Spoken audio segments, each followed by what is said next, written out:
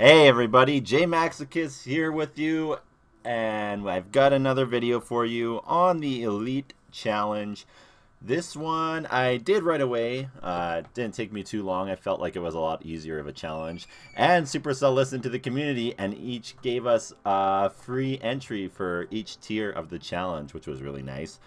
So that was good. Saved some gems from that. Also, the reason for the delay on this video is that I needed a new mic, so I have a new mic now. I hope it's able to help you, help the audio out, and so you'd be able to understand me better. So, yeah, this Elite Challenge, it was less on RNG, mainly because a lot of the decks are really doable in getting the wins. Maybe not the Vitamin C deck. That's probably the worst deck of them all. I think just OJ trying to be cheeky there with putting the characters in that fit his Vitamin C acronym. So that was Three Musketeers without pump is not very good. So anyways, with that said, let's go ahead and open up these rewards and see what we get. So for our legendary, we got Electro Wizard, which is pretty good. I already have it at level 3, so quite some time till level 4, especially since I'm mainly free-to-play player. But let's see if we get anything from our Elite Challenge chest. Ooh, 6,000 gold is nice. Got some Inferno Tower, Tesla, Goblins. Not too bad. Ice Golem, and 3 balloons, so not too bad. Got the 6,000 gold, so that is nice. So with that, I'm going to show you some of the tips that I used with this Elite Challenge, and hopefully I'll be able to help you guys get the win. So here we go for the first match, and this was Salty Goblins versus whatever they had. I wasn't sure at the time. Cannon Cart, could be a few different decks, just trying to stop as much damage as I could. It's really hard to react fast to the Cannon Cart. It can get within range like really fast, so it's really good and important to try and lock on. As soon as I see the Inferno Dragon with the Cannon Cart, I'm pretty sure that it's a mirror match. Quite a few of my matches were actually mirror matches. So just trying to do what I can to gain the advantage here, trying to put troops in front to stop. Here we do the exact same plays. It's pretty much a mirror at this point, but he got his bats off a little bit earlier, so he's able to do more damage to me. And then he is pushing with his Spear Goblins as well, trying to chip down the other tower. But now I have an Elixir lead. I just need the one tower to win. That's what you should focus on. You should only split when you feel like the other lane is really well defended and they're running low on Elixir. Then you can go and push the other lane. But I'm just trying to do a cheeky Cannon Cart as well, like he did to me, and put a miner in there as well. And my Cannon Cart just doesn't get into range, just barely out of range. But my miner is able to get a whole lot of wax off, and it's pretty much even on Elixir at this point. He wastes the poison here, just trying to cycle for some reason.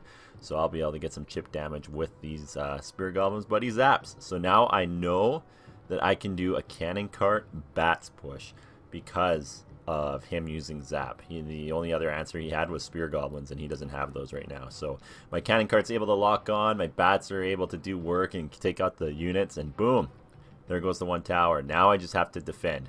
But I do a quick push to try and catch him off guard here.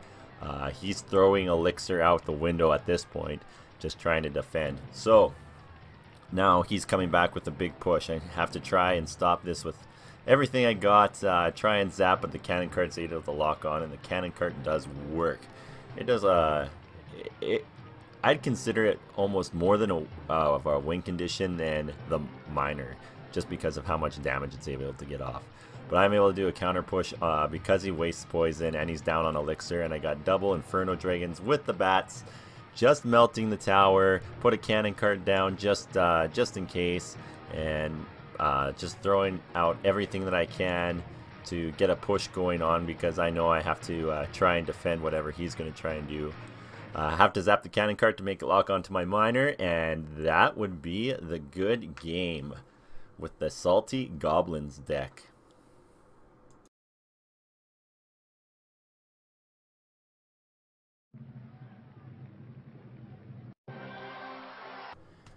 So something that is important to do before you do these matches, if you haven't done them already, is to make sure you know what the decks are. You don't have to know the names of them, you just have to know what is in them and what they could contain. I have the pump, so my opponent should know right away that the only pump one is the Ultra Knight's deck with the Mega Knight. So at this point he's got the Sparky. There's a few Sparky decks, but when I see that Electro Wizard, I know it's the Sparky Masters deck. So it is very important that you try and understand what deck you could be facing off against before you do these matchups, so you know how to counter it, know how to best play around it, and things like that.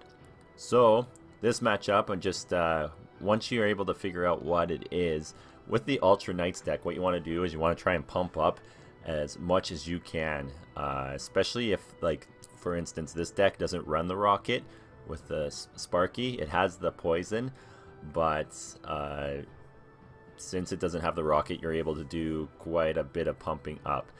Since he has Sparky and the Ultra Knights deck does not have really a Sparky answer, you want to not try and slow push in the back. If you slow push, that Sparky is going to wreck whatever you place down. So here I'm doing as much chip damage as I can, especially with poisoning out of rotation, waiting for him to play something big. Here he goes ahead and plays a Miner with a Goblin Gain. I'm able to counter it here with the and make him waste his poison. As soon as you see him waste his poison, that to me means I can start pumping up again. And this time my pump will be left alone. So you want to put it opposite of the tower that has damage. That way if he does use poison later on, like cycles to it, which he wouldn't be able to with this deck, but you are able to keep your tower more healthy. So now I'm just trying to decide what to do here. Since he's pushing on the right side with most of his elixir, I'm doing a big push on the left side. He puts his Miner down for that pump. What this does for me is, even though he gets a good trade-off with that pump with the Miner, I'm able to counter his Sparky no problem with only 3 elixir versus the 6. So it was worth the pump trade there. And now I'm just doing another heavy push on the left side since he's committed to the right side, and just going to do everything I can to stop his push. Got a zap there. Going to put down the little Ice Spirit. Going to put down my Night Witch. Just everything that I can do to stop him from getting to that tower and making it a draw. But he's able to get through. But luckily his right tower is very low.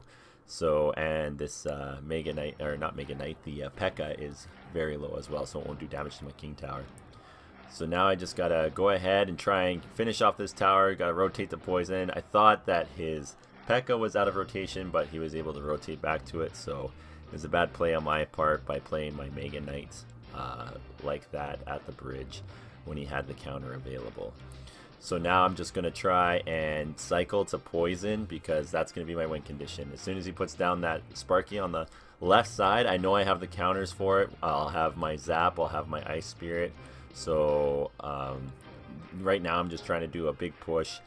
Since I had to use my Ice Spirit on the right side, I'm going to go ahead and Zap and use a Night Witch instead. And that will be able to take care of Sparky no problem. And my Baby Dragon's able to get through. So all I have to do is cycle back to poison, do an Ice Spirit throw in there, or do 2 poisons, and I have this match in the bag. Especially when he commits the 7 elixir there on that side, and then 4, so he has nothing to support it. That P.E.K.K.A. Knight's going to go down, and he's even throwing out the Miner, but got the poison and cycle, putting that down. It's not in range for Zap. I need that second poison, so that's all I have to do here. So when you face off against this deck, if you don't have like the Zap Ice Spirit to counter the Sparky, I highly recommend using Rocket for Sparky, because Sparky is very hard to deal with some of the decks. So that is that match.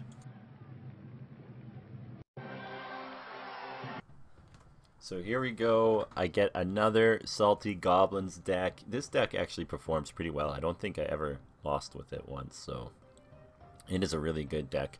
I feel like, in this challenge, especially when you're able to do something like a sneaky cannon cart that's able to get off a lot of damage onto the tower when it locks on, even when it gets rid of its shield and cannon form. So here I'm able to do a cannon cart push. He does a bad tornado, and my cannon cart's just wasting away at his tower. He has to put down the Mega Minion. I am so up on Elixir at this point, and look at that, 1188. Now I just have to put down as much of my guys as I can to stop this. It's pretty much like a Goblin Gang that I had to throw down because of that. I wasn't expecting that hog to come through there. So I know that this is the hog tombstone right away. As soon as I saw the tombstone, it was like a hog tombstone. Since he's got the I think it's called Twisty Tornadoes, actually. Since he's got the Ice Wizard going down on the other side, I push on the right side, because when they have the counter coming slowly in your lane and you're going to be leaking Elixir, you can go ahead and do the push on the other side, especially when it's a non-threatening pushing unit such as the Ice Wizard. Then you're free game to go push the other side. Here I'm just trying to get as much chip damage as I can. He puts down a Mega Minion. It's a good trade for me, except the hog comes through and is able to get off a swing or two. And now I get a counter push on the other side since he used up all his Elixir. And he's not going to be able to do much against my miner. Throws down the skeletons. I zap them because I want to get as much of this tower low as possible. Now that it's within 2 poisons, it's not too bad. I feel like I'll be able to deal with it, no problem. I can even try and go and finish off that tower on the right side. Just waiting to see what he has. I know that I'm in the lead here, and I don't want to leak Elixir once it goes to double Elixir, because you get those 2 Elixir, boom, boom, right away. So since he put down the tombstone, I'm able to poison that, put down my cannon cart right away as well. Go ahead and throw down the goblins. He's throwing down a rocket, so I know I can miner on this left side, zap, and that tower is going to be done. And now I'm free reign to go on the right side, especially since he used up all that Elixir with the rocket, and he's going to have to hog or rocket on the right side now. He does a really good defense here with the log, though, when he's able to stop my cannon cart. I have Inferno Dragon for his Mega Minion. Here he goes with the hog. Since his log is out of rotation, I'm able to throw the goblins. Once he throws out the rocket, it's good game. There's nothing he's going to be able to do to stop my push, because he just used up all that Elixir. Especially since Cannon Cart still has his wheels, goes ahead, locks onto the tower, and that's going to be the good game. So the strategy with this Goblins deck is to make sure that you know when to counter push the other side. So let's go ahead and jump into this next match. I get the Twisty Tornadoes deck that I just showed. So now I have to use it. I feel like it's one of the more weaker decks that are out there. It's just really easy to counter the Sparky with some of the decks, especially with the rocket being there. As soon as I see the P.E.K.K.A, I know it's that same P.E.K.K.A Sparky Masters deck with the Electro Wizard. So now I know he has a hard counter to my Sparky with that Electro Wizard. So I'm not going to be able to do much. He even has the Zap to go ahead and deal with it. So now I have to put down a Goblin Barrel just to stop this push, because it was so aggressive. And now I have a Sparky that's going to be easily countered by the Electro Wizard. I try and throw down a hog. I should have thrown down the hog so that the Sparky was targeted first. That way it'd be able to tank a little bit more of the turret shots. Now I'm down on Elixir here, and I'm just trying to fight to stay alive, and it's not looking good. This is a really hard counter to this deck. I feel like the only way that I'm going to be able to get damage off is going to be with that Goblin Barrel. But it's going to be hard, especially with like the bats to defend, and it's going to be really hard to stop these pushes. Luckily, he wasn't smart in thinking that I have the Twisty Tornadoes deck, which has the rocket, and he slow played the Sparky in the back, which still gets wrecked by rocket. So he's probably not going to ever make that mistake again. But now he's doing a P.E.K.K.A push. I have Sparky here. I have my goblins to distract. He does a zap. I have to zap as well. And my Sparky's able to get a shot off. He gets a hit, but he's able to get one shot off onto that P.E.K.K.A though. I'm going to take a lot of damage with this Goblin game though. It was really well played. This opponent was actually really good. This Haas guy, Has, something like that. So I'm just trying to catch him out of rotation, trying to get his E-Wiz out with the Hog. But now he has a E-Wiz P.E.K.K.A push. And I am kind of screwed here because I don't have Zap. I have to rocket, and I rocketed really late. And then I throw down the Goblins, and he's going to be able to take this tower no problem. So I think this is pretty much a one game from him just because of the way he's able to counter. And now he has a Sparky going on the left side, so I have to push with everything. It's very important that you get that tower no matter what, just so you can even things up.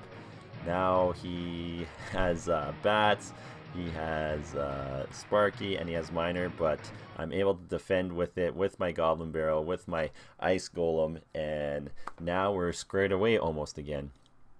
He plays the Sparky next to the tower. I got a little scared that was going to get away from the tower, but I think it was okay. I didn't really need to zap there, but best to be safe than sorry, I guess.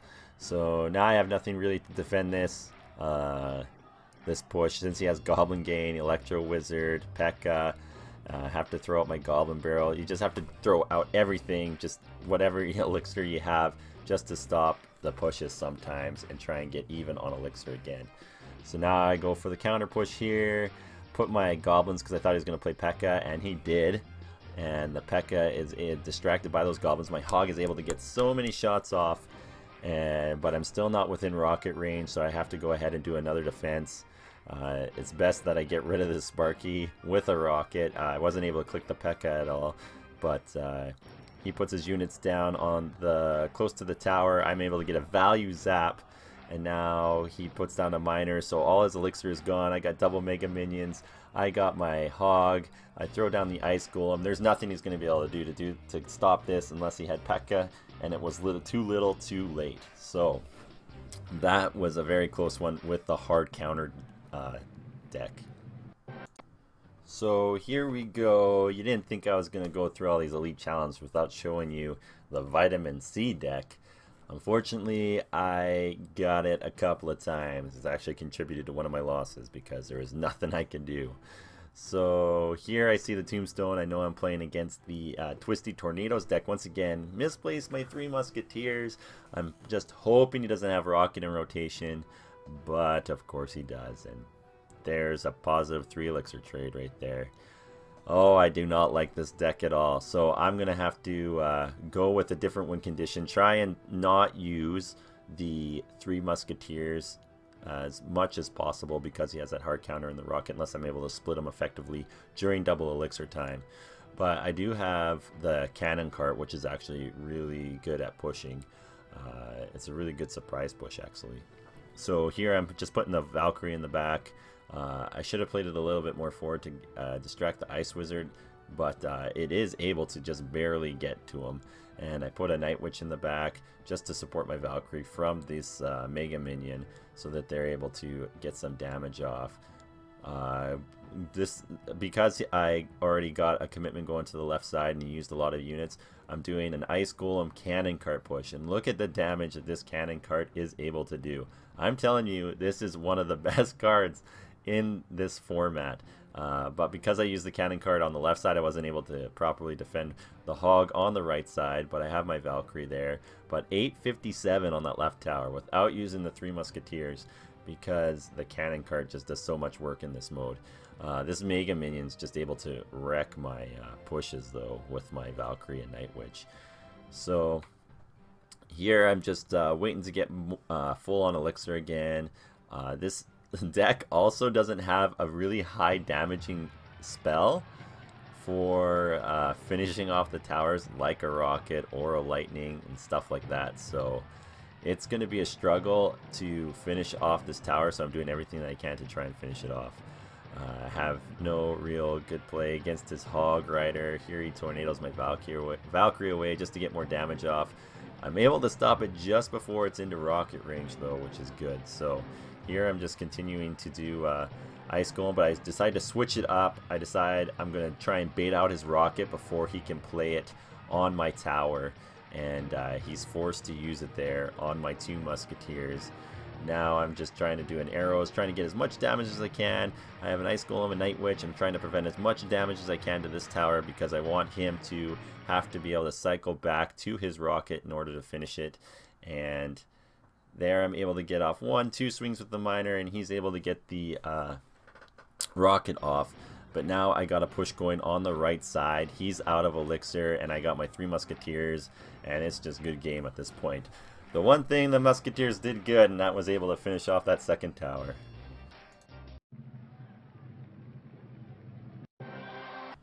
So now I'm going to show you guys my final match with one of my most favorite decks in this Elite Challenge for the King's Cup Challenge. And that would be the Misplaced Rockets deck. Oh, I love this deck. It is so much fun. And as soon as I see that he has the exact same cards as I do, I'm pretty much sure that it's going to be the same deck and it's going to be a mirror match.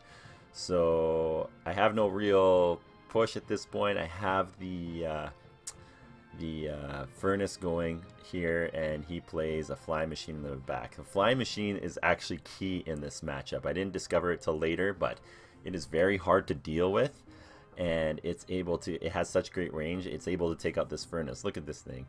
It's just making work, and it's able to finish off the Goblin Gain as well. So it gets tremendous value there, and it gets a shot off on the tower.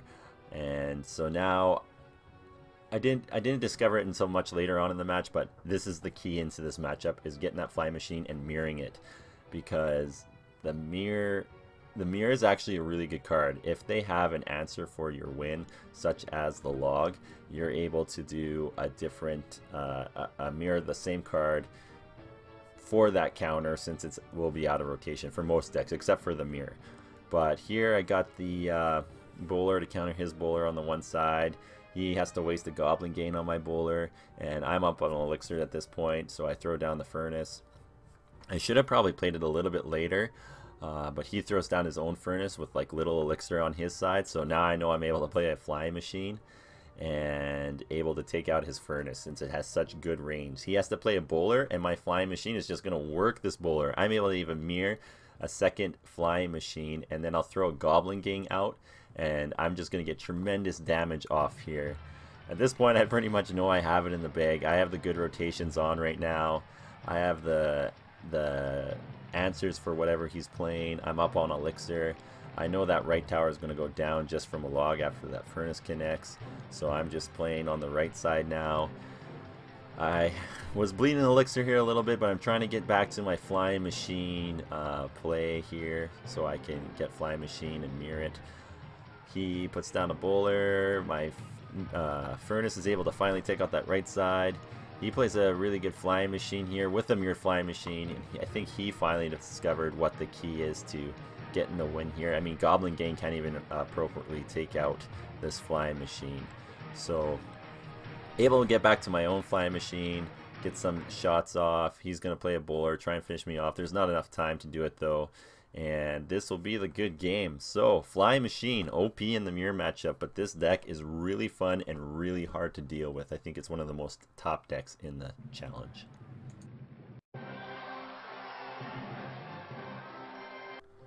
There you have it, guys. That's the King Cup Challenge, and the King's Cup is being aired over the weekend. So go ahead and watch it and see how the pros do and the YouTubers do. If you do not make it, the entry fee is 100 gems, so it is nice that Supercell finally listened and gave everybody the free entries. It's kind of neat that they did this tier system, so you're going to be playing more challenging players the more you go down the tiers, from practice to challenge to elite challenge. So I feel it was really well done in that way.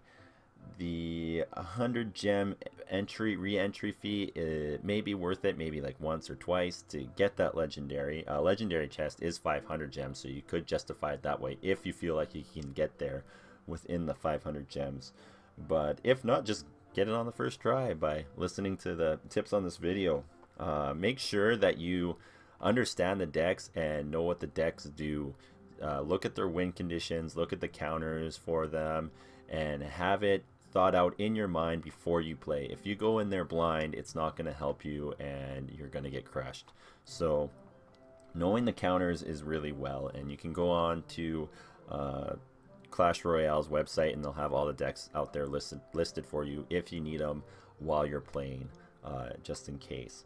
But I hope you enjoyed the video. Sorry that this one got out a little bit later. I will make sure that I will get them. I'm trying to be one of the first people on YouTube to get the challenges out right away. As soon as the challenge goes up, I go into it right away and I try and get that win right away. So the next one I'll make sure to get up right away now that I have my mic.